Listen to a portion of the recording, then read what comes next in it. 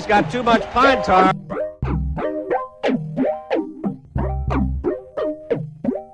Sloppy jalopy.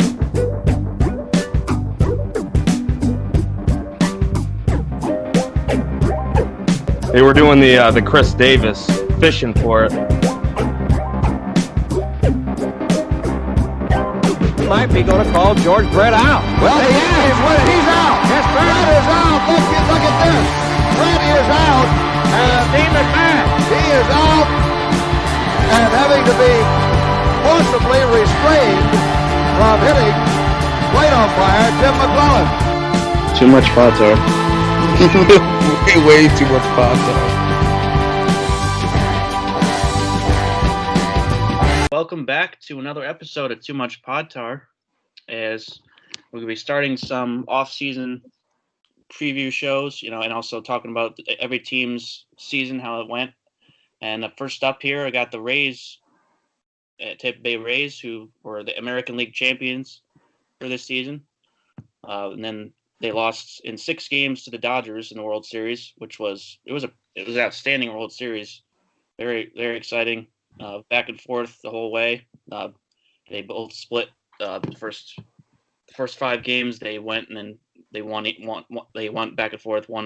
Dodgers won the first game, then the Rays second, and then third was to the Dodgers, and then fourth was to the Rays, fifth to the Dodgers, and then sixth to the Dodgers as well, and to close it out. But yeah, today I got the same guys I had on for the World Series preview show. The Rays fans, Ken Filler and Joel Bailey, they were on for that, and they discussed the Rays obviously for the World Series. And then, so how you guys feel now after obviously you lost the World Series, but it's still still got to take some positives away from the season, of course, because they made the World Series. It's still a positive. So what are you guys' first thoughts about how the season went?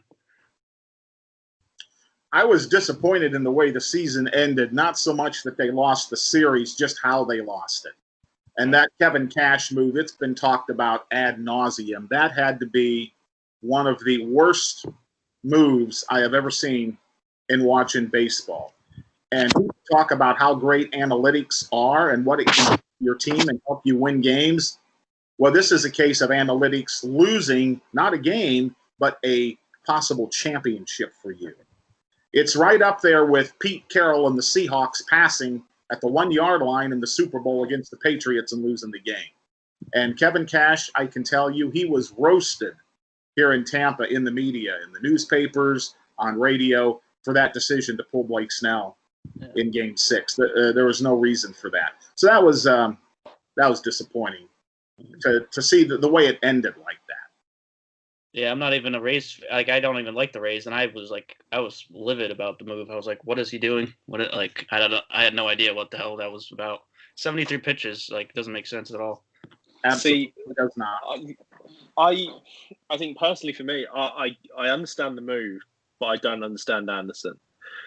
And I back the decision, and I think we're not in the World Series if we don't make those decisions. And they've worked all year, and then the one time it doesn't work is obviously Game 6, and it doesn't work in a huge way.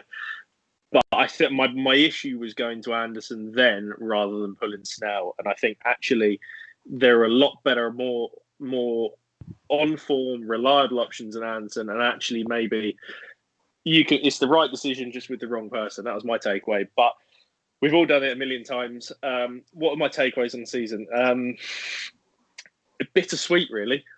It's odd finishing the World Series sad, but then if you'd offered me back in February before any of this pandemic stuff, actually, Joel, your Rays are going to go to the World Series and lose to the Dodgers in 6, would I have taken it? Yeah, probably. So it's sad to lose, but actually sort of temper those sort of expectations to where we were in the season. And actually, it was a very good season, and I think this team's only going to get better in the coming years. Obviously, the number one farm system, young guys are only going to improve. There was a lot of naivety, I thought, in the postseason in terms of sort of approach at plates, and we struck out a ton, and that will only reduce as people get more mature, get better. So, it was a good season, but a tough ending. But yeah, very pleased with it. Yeah, I would agree with that, Joel. I thought it was a good season. The Rays went 40-20, had their best win percentage in franchise history, and if you take those 40 wins and project them out over a 162 game schedule, the Rays would have had 108 wins. Now the competition would have been a little bit steeper, when you have to play the White Sox and Minnesota and Oakland and Houston instead of just teams in the AL East and the NL East. But I thought the season was good. I was thinking about this. Brendan Lau and Nick Anderson were probably the MVPs of the season. Lau was no doubt their best offensive player. Anderson was one of the key components in that bullpen that helped them get to the playoffs. I don't know that there has ever been two players that were so instrumental in helping a team have a successful season and then absolutely being two of the worst players in the postseason. They just did absolutely nothing to help their team in the postseason. Mm-hmm. Yeah, it's funny. I looking back at the regular season, I never actually thought we played that well in the regular season. I would have thought. I thought we were personally better in 2019 than we were in 2020, but somehow we won a bunch of games somehow. And we were obviously a very good baseball team, but I've seen us play a lot better baseball than we did this year. Yeah. And actually certain sort of individuals and performances carried us. Lau, Anderson, the bullpen, and actually, if we can get to the World Series playing good but not great baseball, then it stands us in great shape moving forward. That was my sort of takeaway. I always thought we would lose to a Yankees or a Houston or something in the playoffs with the way we were playing in the regular season. But yeah, and to your point, the Rays made a lot of ground on the Red Sox. I mean, they beat the tar out of the Red Sox this year. Yeah. They were 9-1 against the Yankees, but this being the COVID season, you basically had two training camps. Half their wins against the Yankees was against a AAA roster. Alex, you can vouch for that. I mean, Judge, Stanton, Torres, all those big hitters were out for the Yankees in early September, and the Yankees really didn't get their full team together to the last couple of weeks of the season and were healthy when they made that playoff push. So I agree with you from that standpoint. That they did win a lot of games that maybe they had no business winning, but good teams will find a way to win the game that they're supposed to win. I think particularly looking back at last year, each game there's going to be a lot of misunderstanding looking at how good teams are judged on their winning percentage just purely on it being 60 games. Like if you play, for instance, if someone played the Yankees in the first 5 games of the season and lost, that hinders your winning percentage massively. But then someone could go and beat up on the Yankees at the end of the year with all their injuries. And actually, if you win the 3 games, then that's worth sort of 40, 50 percentage points within your season. So some teams are going to look a lot better than they are, and teams are going to look a lot worse than they are. And I think the Rays were probably fortuitous in looking better than they probably were in the regular season. But yeah. Yeah. All right. So let's start moving on to looking forward to the off season here. Obviously we don't even know what the 2021 season is going to look like. They're going to have fans. If the pandemic's going to be over, any of that stuff. But we'll see what happens. But kind of look at what the keys to the off season are going to be for the Rays. They've already started some of their moves. They declined their options on Charlie Morton. His option was $15 million. And also on Mike Zunino, $4.5 million. So those are kind of key positions they need to look at. To get some pitching and also backup catching, because I think they only have one catcher on the roster right now as it stands, which is Ronaldo Hernandez. So they're gonna have to look at that and see if they can. They're still interested in bringing back Zunino, so on a cheaper deal. So. They can definitely look at that. But the one guy they did waive was Michael Perez, who got claimed by the Pirates. So that's one guy they're definitely not going to be able to bring back. But what would you guys like to see at those positions, for rotation and catching wise? Well, it's going to be challenging, I think, for the Rays rotation. The door has not been closed on Charlie Morton. Just because the Rays did not pick up his option does not mean he is not coming back. He It lives. sounds like he wants to stay. Yeah. Yes, he lives in the Tampa area, has a home in Bradenton, and the talk is that a team will be able to sign Morton for a 1-year deal, maybe in the $8 to $9 million range. That doesn't preclude the Rays from spending that money on bringing him back. Now, that all depends on what he wants to do. I mean, there's been talk he might even retire. Yeah. I mean, he was going to talk that over with his family. But if Morton does not come back, you have Tyler Glasnow, and Blake Snell as your 2 anchors in the rotation. Throw Ryan Yarbrough in there, that's 3 starters. Chirinos and Jalen Beeks are not going to be available for 2021. They're going to be recuperating from Tommy John surgery, and they will not be available. So the Rays are going to have to go to the farm system or pick up some guys on the free agent market, which in the past they've kind of been 50-50 on that. Brendan McKay is a guy that has had some work in relief and as a starter, so he's a possibility. Another guy that they really want to take a look at but has just had a string of bad luck is Brent Honeywell. He has been out the last 2 seasons with various arm injuries, and he's just had a string of bad luck. I don't think he's pitched competitively in 2+ years. So the Rays are really eager to get a look at him. He was right up there with Wander Franco as one of the Rays' top prospects before he had the string of arm injuries, a couple of years ago. And Josh Fleming is another guy that came on the scene this year, did very well in whatever role the Rays put him in. So I think in-house the Rays do have some possibilities to round out their rotation, and the Rays are always budget conscious. So if they think McKay, Honeywell, and Fleming can be a good mix to the Glasnow, Snell, and Yarbrough, I think they will probably go that route instead of spending a lot of money to, bring in a free agent or 2. Yeah, I agree. Yeah, I think Snell and Glasnow are locks as 1 and 2. Whether Morton comes back, I don't know, but I'm going to assume probably not. He's off the roster at the moment, so I just assume that. Obviously, you've got Yarbs third. I actually think Fleming will probably stay. Fleming's probably here to stay. And actually, whether he works as a 5th, 6th starter or he serves as an opener or someone who follows an opener or gets the bulk of sort of a long relief guy, I really like Fleming this year. And I'd actually say he's probably one of the sort of the find of the year for the Rays, and he was brilliant. And then, like you say, Honeywell. I don't know whether Honeywell will go in the spring. I should probably guess not. I know McKay was throwing at the end of this year, so he should be good to go for spring. But whether I think they will bring in a high quality arm, whether that is Morton on a 1 year or maybe they'll look via trade and look to deal someone like Xavier Edwards or someone like that, someone in a bit of a logjam position, and go out and get someone to be a third guy for the Rays. There's 1,000,001 candidates, but they'll have an idea of who they want. So I think there's someone will come in, whether it's Morton or someone via a trade in the 3rd spot, and then it's down to pretty much a combination of McKay, Yarbrough, Fleming, Honeywell, or whoever at the end of the sort of to fill in the sort of 4th, 5th spots in the rotation. But it's a long season. Anything can happen.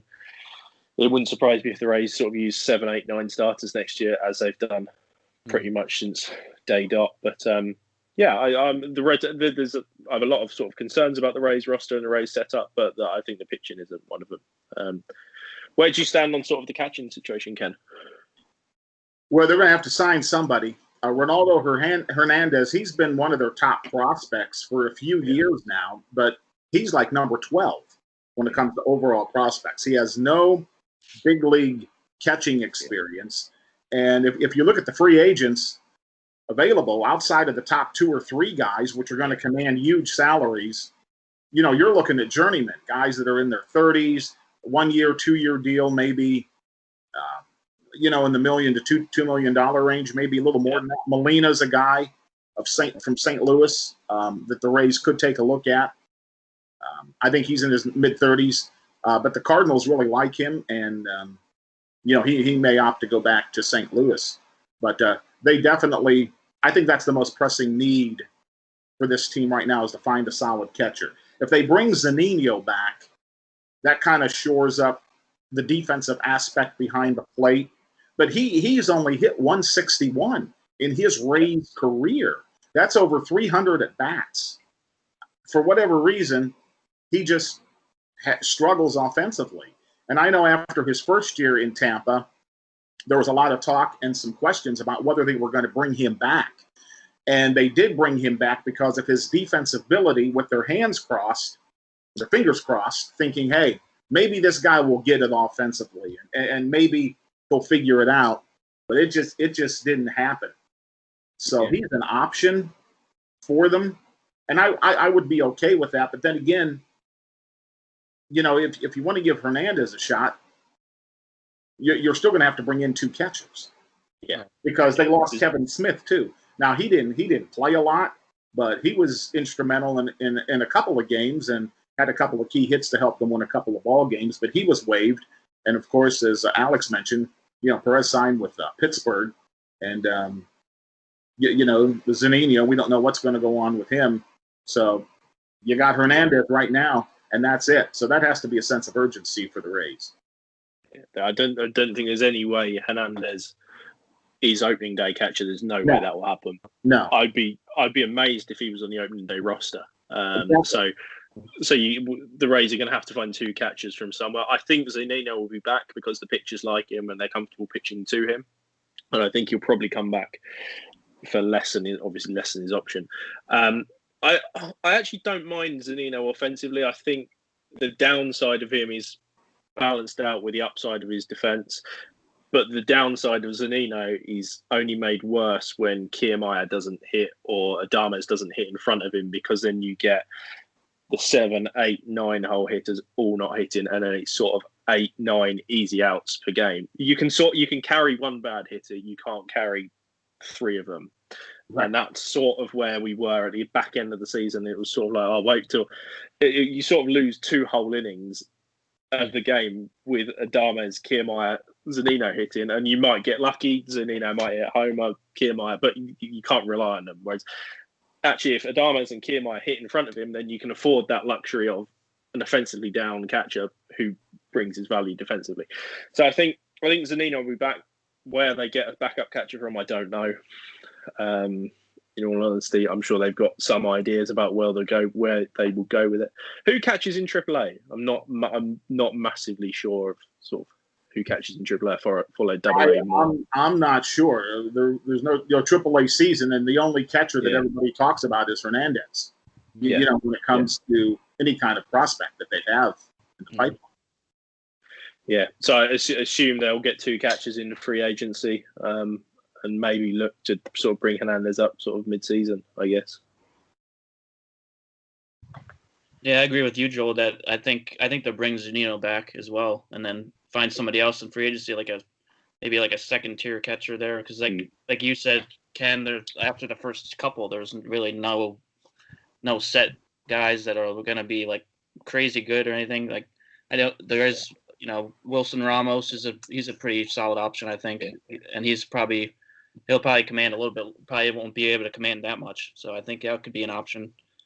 Somebody like Austin Romine as well, I think, would be a decent option too. Yeah, I get if you're confident in Hernandez coming up in, say, July, there's probably 75, 80 games played by July.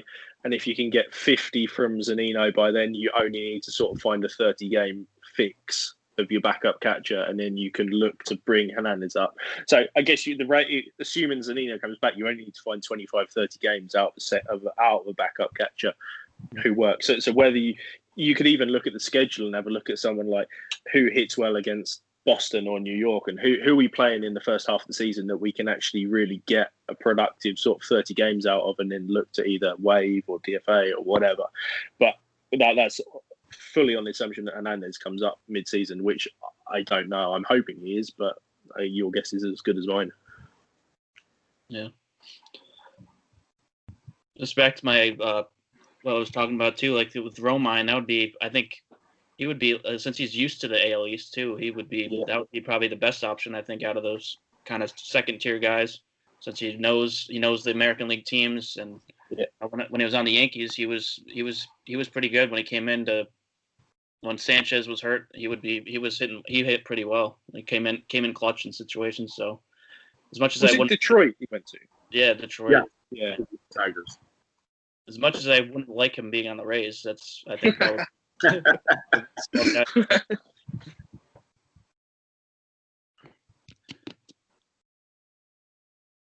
So what would be like one guy you would like to get for in free agency? Like talking about starting pitching, like what would one guy you would like to see them get, or in a trade? Wow. Gee, it's a pitcher. I don't know. So I know the one hitter I want, and I did a tweet about it last night, which I'll explain once we get onto the hitters. But pitching, I don't know. It's not something I've really given much of a thought to. I mean, it's like Nick Anderson.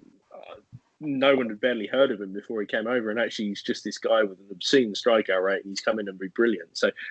So I think it's probably naive to just go looking for a name with the Rays, because we don't go and trade for a name. We go and find someone with velocity and strikeout rate, probably in someone's farm system or fourth or fifth starter somewhere, who actually we're seeing something which they're not. So I don't know. Ken, have you got any ideas of a pitching name?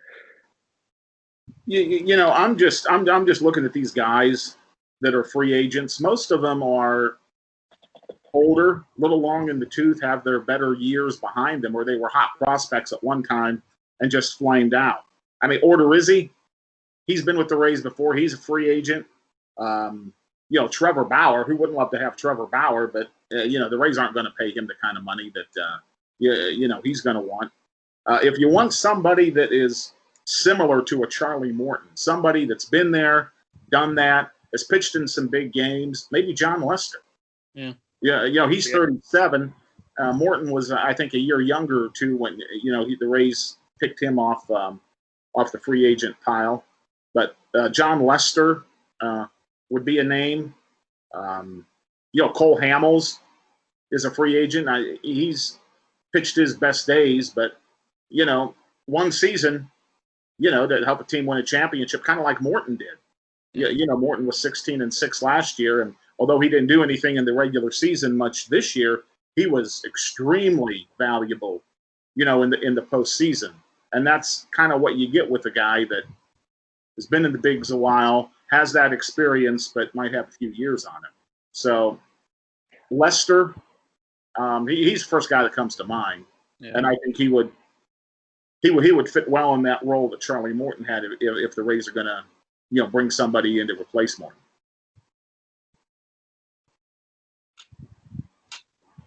Yeah, I was just having a look at the free agents, and I was just looking to see if there was anyone you could maybe do a sort of redevelopment project on, who's maybe not the pitcher they were, or hasn't lived up to sort of expectation. And the name that actually stood out was Chris Archer. Yeah. About whether could you get Archer back? I was about to say that too. Could you get him back on tour? I know it was a shoulder, wasn't it? It sounded quite a bad shoulder injury he had. But whether he's not going to sign this like a minor league spring training deal, but whether you get a couple of sort of come and prove yourself and see if we can work any magic with you. And I don't know, that might be the way to go. But I get the sense the Rays will probably go into pitching via a trade, because they're quite asset rich in sort of prospects, and actually will, rather than go and pay a free agent salary, we'll go and pay someone's arbitration for a few years and have a couple of prospects, or get a bit of team control, rather than, I would love us to go and sign a Kluber or someone like, not a Kluber, a Trevor Bauer, but realistically, we're not going to do it. And Right. And the other thing, too, that the Rays are notorious for, they're notorious for signing these guys to free agent contracts and bringing them to camp and taking a look at them. So they could, bring in 4 or 5 guys that, maybe an Archer, a Brett Anderson, an Adam Wainwright, maybe a Lester, Mike Montgomery, Rich Hill, one of those kind of players. Bring in 4 or 5 of those on a free agent minor league deal. If they make the team, then they'll give them the 1-year deal. If not, no loss. The guy gets to, show teams he still has it. and can get some things on tape. And if he's good enough, well, the Rays will put him on the squad and he'll be part of the rotation. Yeah. Going off that Archer point too, it'd be funny if that would be like pretty funny to see that happen, because after the Pirates traded away two of their best prospects, and then the Rays end up getting him back, and he ends up turning out to be somebody that sucks for them. That would be hilarious. Yeah, although I will tell you, at the onset of that trade, Meadows just tore it up, and Glasnow was really good. This year, not so much. So a lot of people are starting to question whether Meadows is really going to be the hitter that everybody thought, and whether Glasnow is really going to be that outstanding pitcher that everybody thought he was, based on what they did this year. Now I know this is COVID year, and I think Meadows was injured or had COVID, the first part of the year, and he hit, I think, below the Mendoza line in the regular season. But a lot of people are just starting to question a little bit whether that trade's going to end up being as one-sided as it appeared to be when it was made. Yeah, I know Meadows obviously had COVID, didn't he? And then he had a bad league. So I'm happy to write it off for Meadows. But I guess there's a little nagging concern about Glasnow, and sort of he's had 3 big postseason starts now. He obviously against the Astros when he was tipping pitches or supposedly tipping pitches. I won't get into that, but and then obviously 2 World Series starts, which didn't really go to plan. So Glasnow needs. I think he's got a big 2021 season coming up of having to prove it. He can do it on a big stage, and actually, if Morton doesn't come back, then there's a big pressure on him to sort of carry the rotation and actually pitch 160, 170 innings and actually be a leader, because obviously you've lost 1/3 of your big 3 horses, and I think so he needs to step up. But I'm not massively worried about Meadows. Going back to the trade, I guess another pitching sort of option will be Baz. There's Baz and McClanahan and isn't there, and potentially Joe Ryan, and so there's plenty of pitching options, I think. So, yeah. Yeah, so let's move to hitting. So, Joel, you said you had somebody you would like to get in free agency. So, if you want to mention him.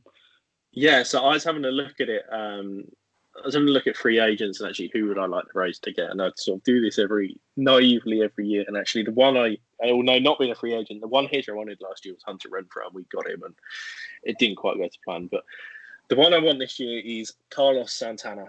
The Rays had a ridiculously high strikeout rate. We struck out 27% of the time in the regular season, which was second worst in baseball. Santana has a 17% strikeout rate, and strikes out just sort of 16% of the time. I would love him to come and sit 4th, 5th in the lineup. You get a veteran presence in a lineup of young, naive, strikeout-prone hitters, and actually it just gives you a great bit of balance. He's got a 350 OBP. I think the one move you would have to make would be to move Yandy. I love Yandy. I think he's great, but actually he's been here 2 seasons and he hasn't stayed healthy in either of them. I don't massively like his defense, so he has to DH or play first. I think you bring in Santana, you have him hit against the lefties, you DH him against the righty so Choi can hit against the righty and play first. Your vacancy at 3rd from where Diaz is, you promote Franco, either Franco or Adames plays 3rd, so there's a natural progression for Franco coming up.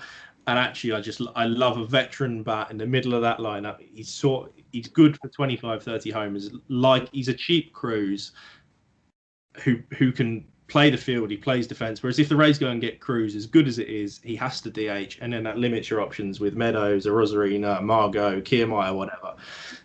Santana would give you the defensive flexibility to play anyone anywhere. He can play first. He can spell at 3rd. You wouldn't want him at 3rd, but I just love the idea of a veteran hitter who gets on base, he takes walks, he doesn't strike out, hit him behind the Rosarina, in front of Adames, behind Franco, behind Lau, whatever. It gives a great balance to the team, and sort of that's who I spent my Sunday sort of working out. That's our missing piece. So yeah, and he's tipped at between sort of 6 and 8 million, which if you decline Morton or whatever, Zanino comes back for 2 or 3 million, it's easy to free up the money to get to a 6 or 7 million hitter. That was my sort of opinion. And, speaking to your point about Santana's flexibility, I was in Cleveland and followed the Indians when Santana came up, and he came up as a catcher. Now, whether he could do that or not in 20 games a season, who knows? But the defensive flexibility, you're 100% spot on. And we all know the Rays love those guys that can play 2 or 3 positions in the field. And Santana can play first. He can DH. You want to give him a day off from the field. And as you said, you can spot him at third. And I don't think there's any reason why you couldn't try him behind the plate and see what he could offer you there as a veteran presence. But you're 100% spot on. Santana would be a huge addition to the middle of that lineup. I think so. In my tweet, I had sort of the diamond being Santana first. So this is against righties: Santana, Lau, Adames Franco, and any split, and then Choi, Lau, Adames Franco, and any split, and then that gives you the flexibility to have Brasso and Wendell as your sort of corner infield, middle infield depth, and then the lineup would look something like Meadows, Lau, Arozarena, Santana, Franco, Margot, Adames, Kiermaier, which I love. I think that gives you there's speed, there's power, there's on base percentage, there's strikeouts still in Kiermaier and Adames, but actually if you've got a guy getting on base in front of them, you can sort of allow that luxury of will he go and strike out 30% of the time a year, but put it in play, and when you put it in play, good things happen. So it sort of allows you to everyone work to their strengths, and it takes the pressure off guys doing things they're not comfortable doing, I think.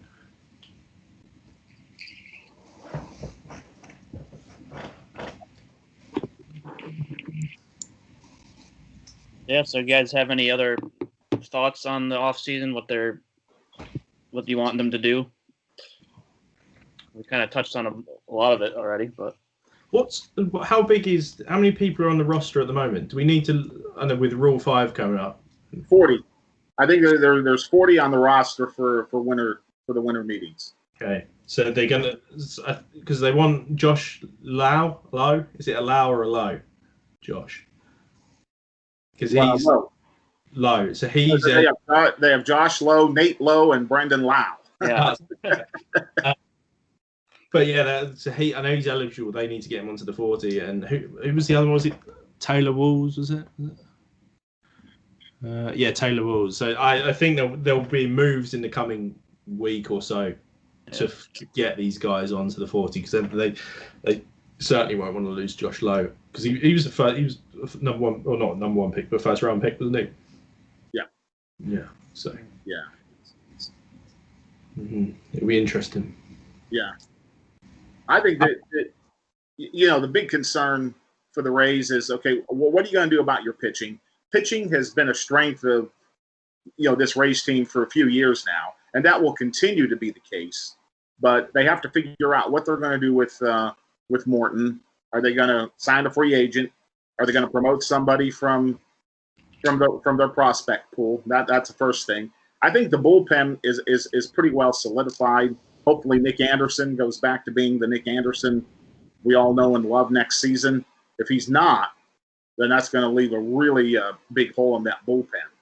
And then catcher. We've already talked about that. They will address it. It's just a matter of, okay, how much money do they want to spend and what direction are they going to go?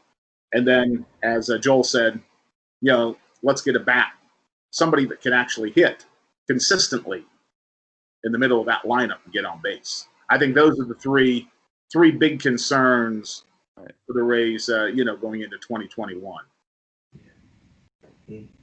It's the injuries that we had in this year. They're not injuries that return for next year either. Like they were all pretty bad injuries. Like you said, Chirinos. There was Drake, Poche. Yes. These guys are like Beaks. Like, you've got half a bullpen there alone. They're not.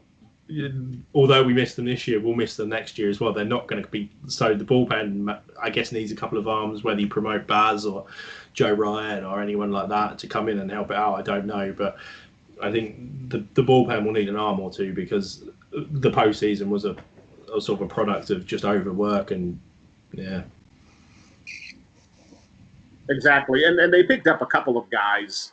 I say pick guys up off the scrap heap or traded guys. I mean, Garcia, I think he pitched 2 innings total. And, the Rays do that. They'll pick up a guy. He'll pitch in 2 or 3 games, help them win a couple, and then you never hear from him again. John Curtis is another guy that came out of nowhere that I think has a good future, in that Rays bullpen.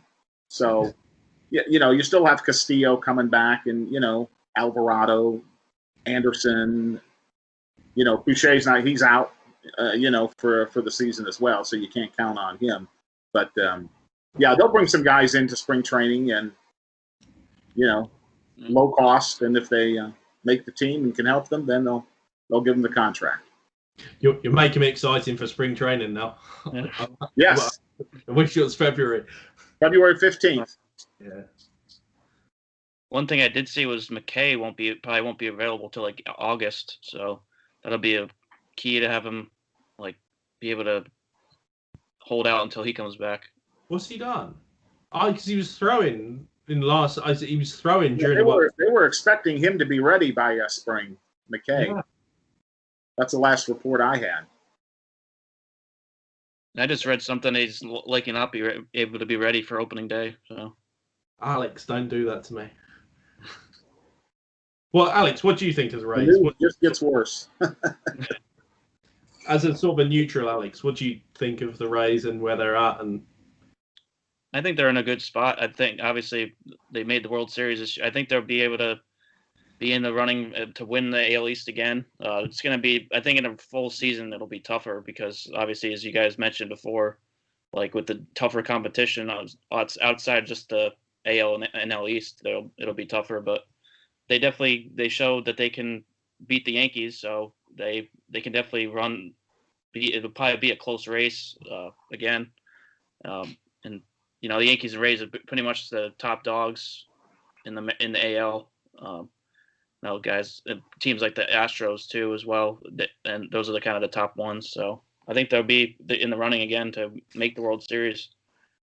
So just kind of have to focus on getting those pieces, like you guys mentioned, some starting pitching, and catching, of course. But see how the offseason goes. I don't know how busy an offseason is going to be for any teams at all, but just because of the circumstances. But it's gonna be interesting to see. When does Franco come up? Franco comes up. He ought to get a shot this spring. I mean, let's not put him in for 10 spring training games and say, well, he needs a little more seasoning. I saw him play twice in Clearwater. That's the Class A affiliate for the Phillies. And I saw him when Port Charlotte came up to play. I saw the whole weekend series. And as an 18-year-old, it was like men amongst boys, even though he was playing with guys that were, considerably older than him.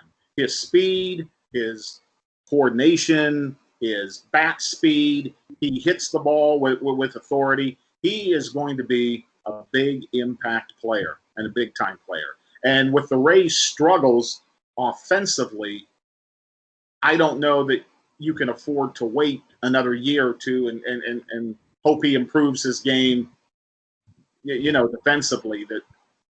It's kind of what they're waiting on. I mean, he's got all the tools offensively, but they need to get him in, get him and put him on the roster. I mean, he's versatile.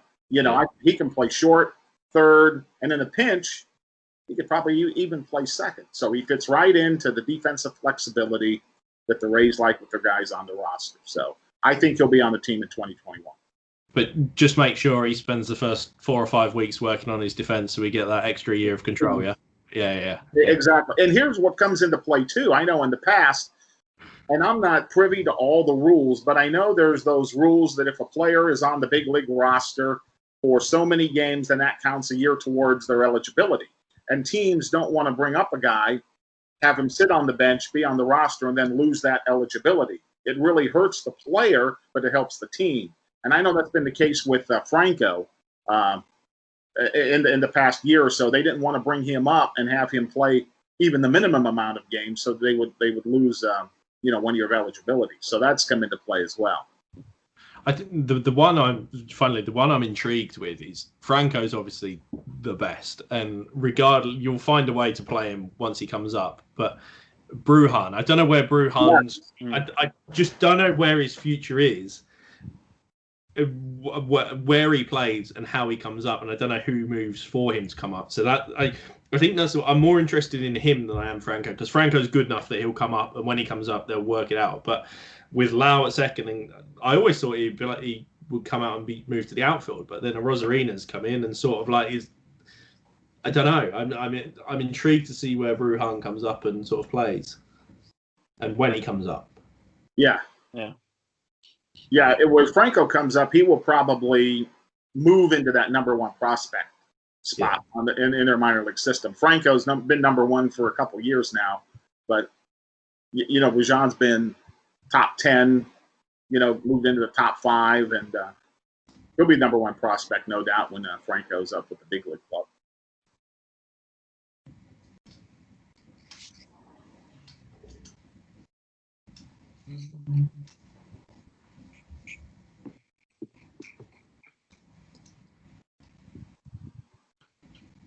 All right, so I guess we covered pretty much all of it. What we're looking for the Rays in the off season. So just you guys have any closing remarks on what you're looking forward to in the next season? The big thing I'm concerned with, and it has been crickets, is what is Stuart Sternberg going to do with the ball club? Joel, did you hear any comments from Stu at all during the playoff run, during the World Series? I didn't see him. I didn't see a photo with him. I didn't see anything. And I think the one good thing that can come out of losing the World Series is that it's actually sort of reignited baseball a bit in Tampa, and then the interest in the team will never be higher than it is now, apart from if we won the World Series. So I actually think a good side note of it is that the demand for the Rays is probably higher than it's ever been. So to stay in the area, so I'm intrigued to see how the next year on hands with Stu. I'm very grateful to Stu, but I wouldn't mind him selling and actually having a bit of sort of staying in the area, keep Tampa there. But I'll keep politics out of it. But Well, let me give you a quote here from Sternberg. This is from 2005 when he bought the team, 2006.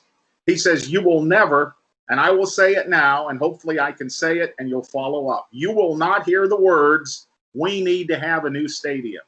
We might like to have a new stadium. We can work with the authorities to have a new stadium and work with businesses to have a new stadium, but it won't be from a sense of need." That was Stu, 12, 13, 14 years ago when he bought the club. And now all of a sudden, he's done this 360. Yeah. I would give it all up in a heartbeat for them to stay. I'd lose Franco, lose a lot of it if it meant the Rays could stay and sort of build a stadium in Tampa rather than St. Pete, and actually make a success of it. Like you don't want I fear every spring training. I fear counting down that this could be the last spring training that we're the Tampa Bay Rays or not the Montreal X-Rays. They're in Tampa and St. Pete till 2027. Okay, they can't legally move or anything unless they negotiate an agreement to do that. But to your point, demand for the Rays is never going to be higher. People in this area do not have an affinity for Stu Sternberg, and they do not want to get invested in a team and put their hard-earned money into a team that's going to be gone 2 or 3 years from now. And that half-baked idea with splitting half the season in Montreal and having spring training and 40 games of the regular season in Tampa till it gets too hot at an outdoor stadium, that is not flying. Okay, there's nobody that's buying into that. And if that's the case, you might as well take the team and put them in Montreal full time, because the people aren't going to support the team the way it needs to be supported if Sternberg does that. That's just the honest opinion, and that's just the word on the street. It's just not going to happen.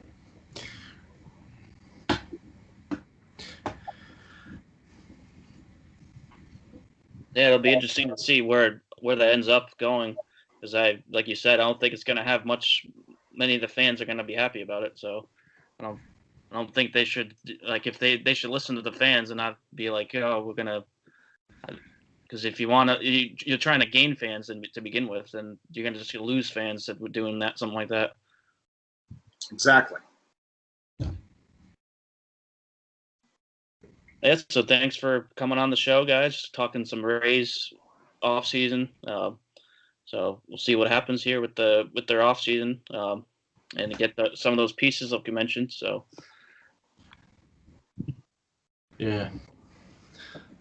Yeah, I'm going to draw up sort of one of those sort of presidential T-shirts with Santana 2021 on it. So. Yeah. There you go. Exactly. So yeah, no, thanks for having me, Alex. That was really good fun, and yeah. Yes, I appreciate being on, Alex. Anytime you need anything, you just hit me up, and I'll be more than happy to come on. Sounds good. Yeah, and we'll be continuing these off-season shows. Next up will be the Braves. Next one will be the Braves. Braves, who were in the NLCS, who lost to the Dodgers. So yeah, that'll be the next one. We'll be doing the Astros, and so as we continue these throughout the off season, as moves are made, I'll be doing some more podcasts there as well, doing as moves are announced.